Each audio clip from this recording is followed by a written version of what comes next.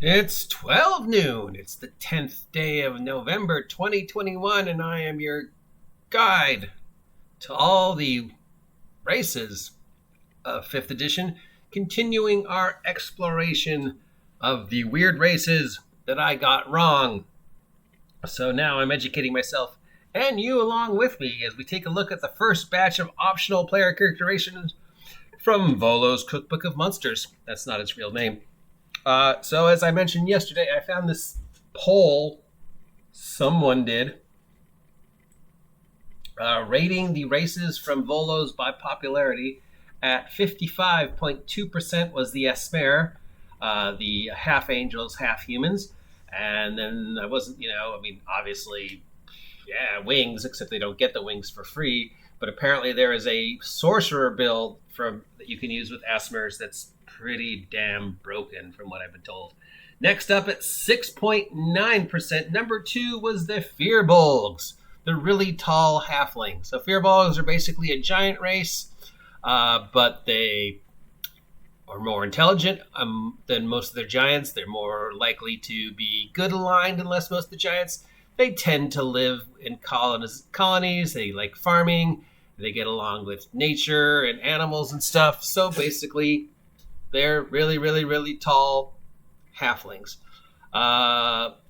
So they have a wisdom score increase of +2 and a strength score of +1. That's nice.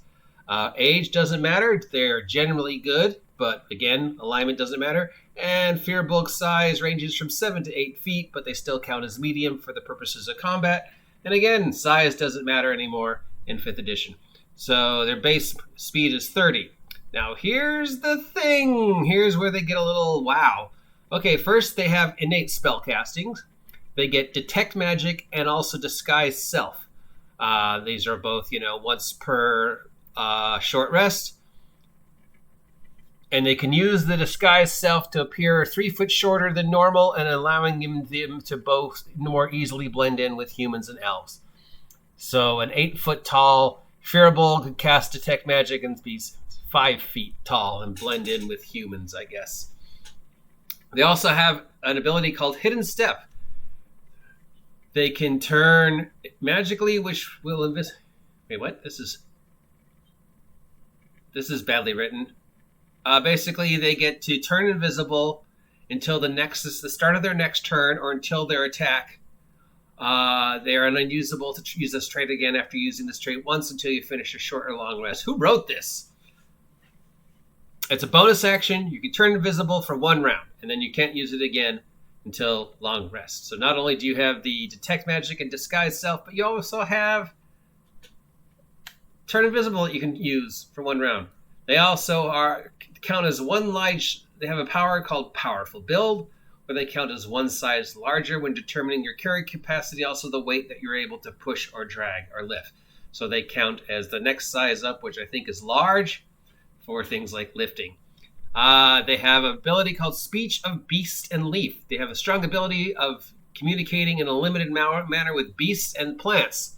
And they can understand beasts and plants can understand the meaning of your words, even though you do not have a special ability to understand them in turn. You have advantage in all charisma checks when you make to influence beasts and plants. So basically, this sort of like these guys are druids, because unless you're a druid or a high-level other caster, being able to influence plants is sort of pointless. Hey, sup, Mr. Daisy? Yeah. You want to, help me steal that pie over there? Yeah, because I got this charisma ability that lets me get advantage on influencing you, so I know you understand what I'm saying, Mr. Daisy. And that pie in that window, that looks really good. So why don't you and me go over and steal that pie? Come on, get up. Get up, come on, help me out. I know you can hear me. Oh wait, you can't do anything, you're a plant. They also get Elvish and Giant as a freed language, as well as Common. That is, wow, that's not bad. 3 innate spells, double lifting, and they can make plants and animals generally understand them. Plants and animals understand the exact meaning of your words. Hey, gopher, go steal that key for me. Which I suppose is a lot more useful than, hey, fern, go steal that key for me. Because a gopher, is going to be like, sure, I'll go steal the key. A fern is just going to sit on the table until you can cast animate plants.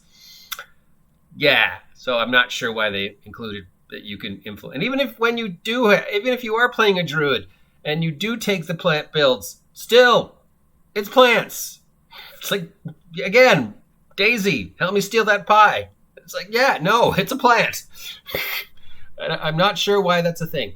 I've looked at 3 different pages, and there does not seem to be any alternative for Firbolg. So I guess a Firbolg is just a Firbolg. There's no like mountain Firbolgs or desert Firbolgs. But I'm sure there are in another book. So Firbolg. So basically, yeah, really tall halflings. That, tall giants that like nature and can talk to animals and plants and have a lot of innate spell casting, as well as being able to just really carry a lot of crap. And I'm sure somebody found the fact that they can carry a lot of crap racist and offensive. Anyways, that was the Firbolg player character race. I guess they'd make really good druids, I suppose, with that ability to target plants. They were number 2 of the most common races from Volo, coming in at 6.9%, as opposed to the Aasimar with 55%. People love that charisma bonus, I guess.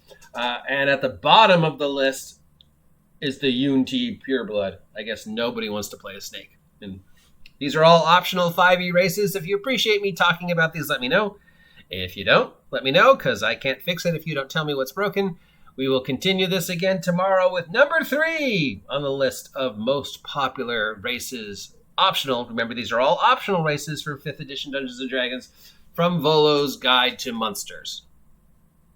Now I'm going to use my ability to talk to plants and make them understand what I'm saying to try and get my corn to grow faster.